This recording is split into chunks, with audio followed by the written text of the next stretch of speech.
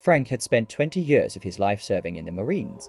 He was a brave and courageous soldier who had seen the horrors of war firsthand. He missed the sense of purpose and camaraderie that he had in the military, and he struggled with the transition to civilian society. Frank's difficulty adjusting to civilian life was compounded by the fact that he didn't have any prior experience with managing finances. He found himself struggling to make ends meet and was constantly worried about money. As time went on, Frank became increasingly isolated and lonely. He struggled to connect with others and found himself turning to alcohol as a way to cope with his feelings of isolation and stress. This only made matters worse, and Frank found himself spiraling out of control. Eventually, Frank lost his housing, which he had waited 6 years to get. He was now homeless and living on the streets with nothing but the clothes on his back and a few coins that he managed to beg for each day. Frank felt like he had hit rock bottom and didn't know how to get back on his feet.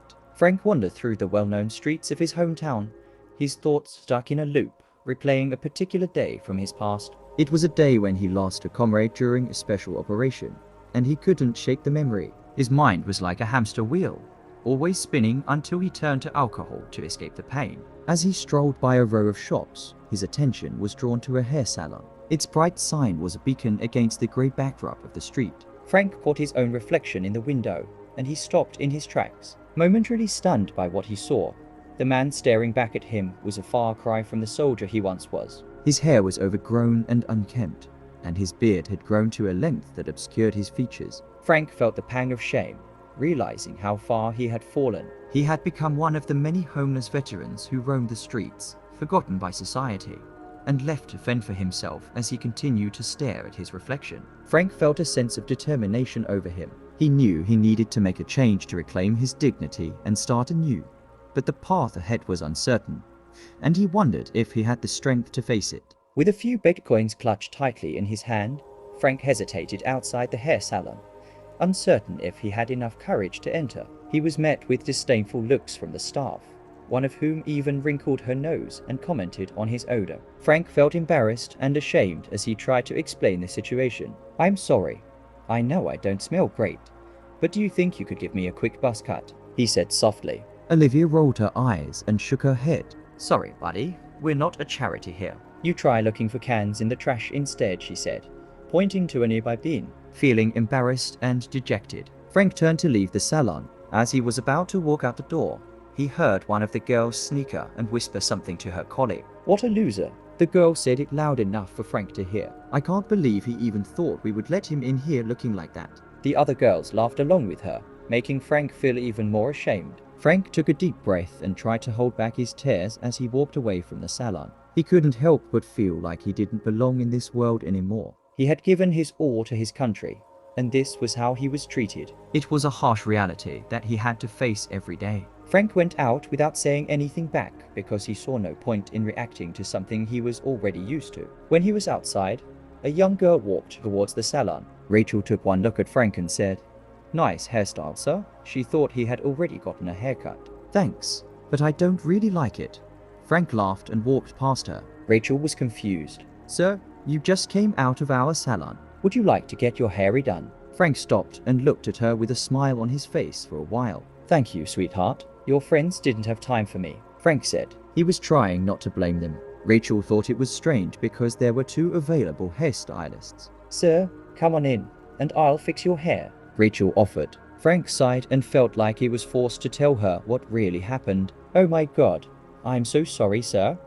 I just got to work. Let me give you a nice one to make it up. I'm full of energy right now." Rachel smiled. "I'm sorry, honey, but I can't even pay you. I only got a quarter in the dime. Do you think you could just give me a buzz cut?" "Sure, sir. Come on in. I can give you a buzz cut if you want to, but I think I can give you something else that you will really like." Rachel smiled and asked Frank to come in, holding the door. Rachel and Frank walked into the salon. Olivia couldn't help but notice them and let out a slight groan. "Oh, here we go again," she thought to herself. Rachel, oblivious to Olivia's reaction, walked over to the receptionist and greeted her with a smile. "Hey Tina, can you please call the lady who had an appointment for 10 and ask if she can come later, like say 11 or 20? She asked cheerfully. "Why? What happened?" Tina asked. "Oh, I've got a client here." Rachel looked at Frank. Tina looked Frank up and down. We kicked this guy out just before. He came in again. What did he tell you to get you to do his hair? Tina asked. Hey Tina, take it easy. All right. Jesus, Rachel replied, taking off her jacket. Rachel, you sound like you know this bum. Why do you even care? Or is he your father? Tina laughed. Rachel looked up at her anger building up. But then she remembered that she needed to control her emotions and not go down on her level. She sighed and said, Sure, if he is my father, what then? Frank stood there, not knowing what to do. He didn't want to cause any trouble or get them to call the police. He just wanted to leave. At that moment, Olivia walked out of another room. She saw Frank standing there and said, What are you doing here? Didn't I tell you to stay away from here? Rachel turned to Olivia, a bit surprised. Oh, hi Olivia. How are you? She was trying to make small talk. Olivia put on a fake smile. I'm fine, thanks, she replied before turning back to her magazine. Rachel, sensing the tension in the air, decided to just ignore Olivia and focus on her client. The girls continued to make unpleasant comments, and Rachel tried to reason with them, but it only made the situation worse. Frank could see how upset Rachel was getting and apologized for causing trouble. I am so sorry, Rachel. I'm just going to take off. I don't want to make them feel uncomfortable. Thank you so much. Frank got up and began to leave. No, sir, you have done nothing wrong. These girls need to learn some manners and not judge people based on their appearance. Rachel was shouting at girls. You guys are pathetic. I can't believe I've been working with you. Rachel was furious. She grabbed her jacket and left, slamming the door. Rachel, sweetheart, I'm so sorry about what happened. Frank was apologetic. It's been just 2 weeks, sir. It's not a big deal. I will manage, and I'm still going to make sure you get a haircut. Rachel was determined. They left the salon, and Rachel offered to go to her place where she could give him a nice haircut. After Rachel was done cutting Frank's hair, she suggested you take a shower and relax a bit. Frank hesitated at first, but eventually agreed, feeling grateful for Rachel's kindness. As he took a warm shower, he couldn't help but feel overwhelmed by the feeling of being clean again after such a long time. Wow, this feels amazing, he thought to himself. When he stepped out of the shower, Frank was surprised at how much better he looked with a new haircut and trimmed beard. He stood in front of the mirror for a while, admiring his reflection and feeling a newfound sense of confidence. But as he continued to look at himself, he suddenly felt a wave of sadness wash over him. This is how I used to look before I became homeless, he thought, his eyes swelling up with tears. Rachel noticed Frank's sudden change in demeanor and approached him with concern. Hey, are you okay? She asked softly, placing a comforting hand on his shoulder.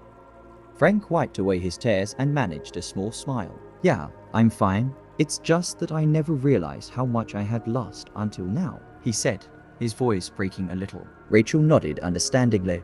I get it, but remember, this is just the beginning. You can get back on your feet and have a better life again, she said, giving him a supportive hug. Frank felt a glimmer of hope in his heart, grateful for Rachel's words of encouragement.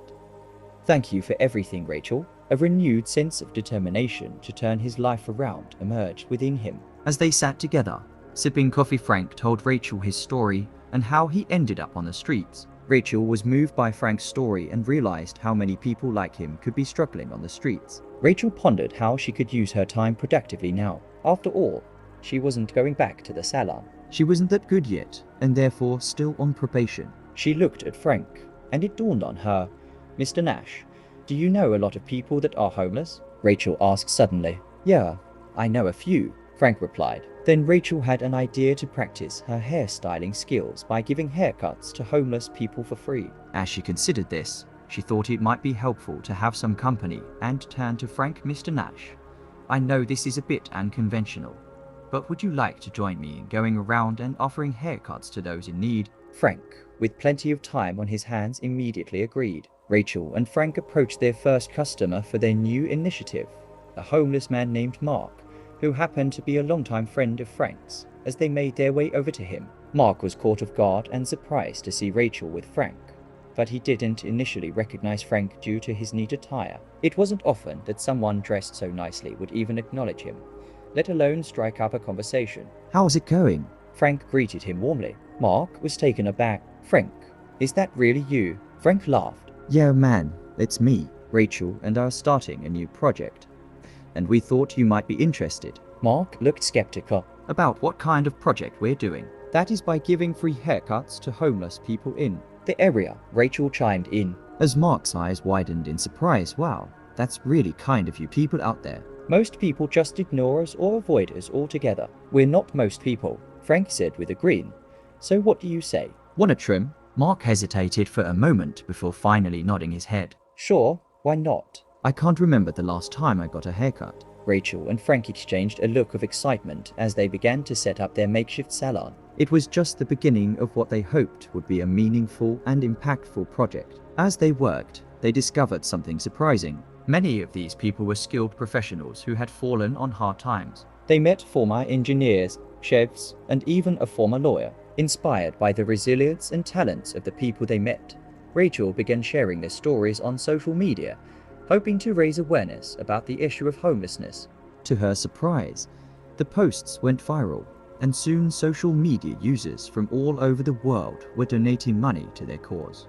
With these funds, Rachel and Frank were able to expand their outreach, offering not only haircuts, but also job training, resume building, and networking opportunities to the homeless individuals they encountered. They were determined to help people get back on their feet and reclaim their lives in just under 2 months. Frank and Rachel had made remarkable progress in their mission to help the homeless. With the support of generous donors and their tireless efforts, they were able to assist many people in need. Their work had also helped Frank, and he was no longer living on the streets and had a newfound sense of purpose. Rachel recognized Frank's dedication and hard work and offered them a place to stay and help with their growing charity. Together, they decided to establish a non-profit organization dedicated to helping the homeless community. The Trinity gained momentum quickly, with more volunteers and donations pouring in each day. Rachel's passion and leadership skills soon made her the natural choice to lead the organization, and she became his chairwoman. Frank took on an administrative role, helping to manage the day-to-day operations and ensuring that his charity stayed true to its mission of helping people get back on their feet together. They continued to make a positive impact on the lives of those who had fallen on hard times. Once, Frank and Rachel were enjoying a peaceful afternoon lounging on the grassy lawn of the park. Frank had a content smile on his face as he reflected on his work. This kind of work reminds me of my days in the Marines, he said. I love being part of a team and working alongside truly loyal people. Rachel sat beside him, appearing more subdued than usual. Frank noticed her demeanor and grew concerned. Is everything okay, Rachel? Rachel took a deep breath, gathering her courage before confronting Frank. My dad was actually killed when he was in the Marines. She revealed, her voice soft and trembling with emotions. Frank's expression softened as he reached out to comfort her. I'm so sorry, Rachel. It must have been incredibly difficult for you. Rachel nodded, tears welling up in her eyes. But talking to you about it actually helps. It's not something I usually talk about. Frank nodded and understood. I get it. It's not easy to open up about something like that.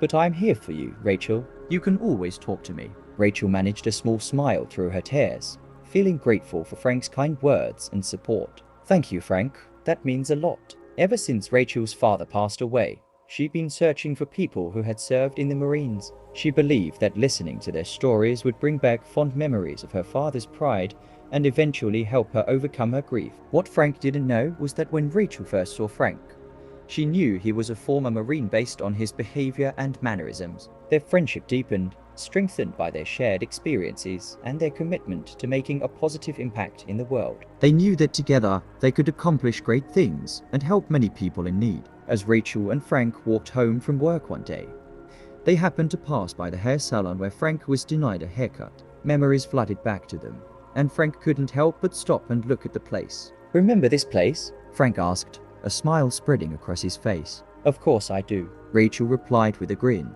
This is where it all began. Just then, Olivia came outside and saw Rachel and Frank standing there. She looked at Rachel with a sneer and addressed Frank.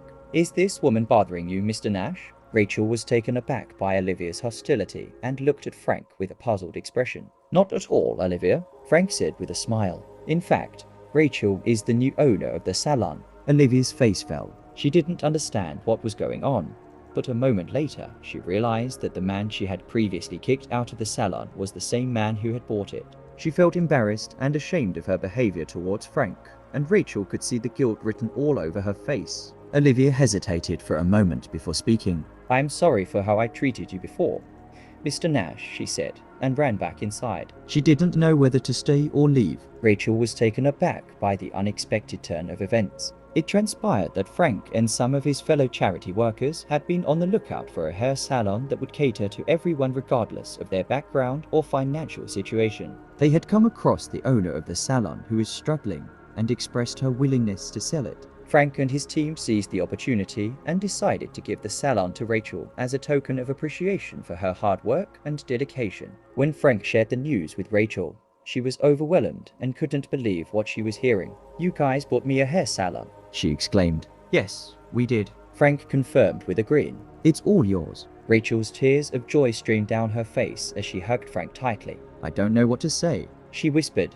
"Thank you so much." Frank patted her back and said, "You deserve it, Rachel. You've been working hard, and we wanted to show you our appreciation. "We hope this will help you achieve your dreams." Rachel smiled through her tears, feeling a renewed sense of purpose and excitement. She was grateful for the support and encouragement she had received from Frank and the charity workers. As the group stood outside the newly acquired salon, they watched as the workers put up a brand new sign that read Rachel's Hair Salon. Rachel felt a sense of pride and accomplishment as she gained at the sign, realizing that her dream was finally coming to fruition. "I can't believe this is happening," Rachel said, her voice trembling with emotion. "It's real," Frank said, reassuring her. "And it's all yours." Rachel couldn't stop smiling as she walked towards the entrance of the salon, her heart bursting with excitement. "I want to offer free haircuts to all the homeless people in our community," she declared. "in a time they need it." No questions was asked. The group looked at each other, all nodding in agreement. "I'm not surprised at all," Frank said and smiled. The charity also continued to grow, and Frank finally found his purpose in life. He learned to live in the civilian world, had a place to call home, and had a job he loved helping people in need. Frank and Rachel's charity had given hope to the homeless, and it showed that a little kindness can go a long way.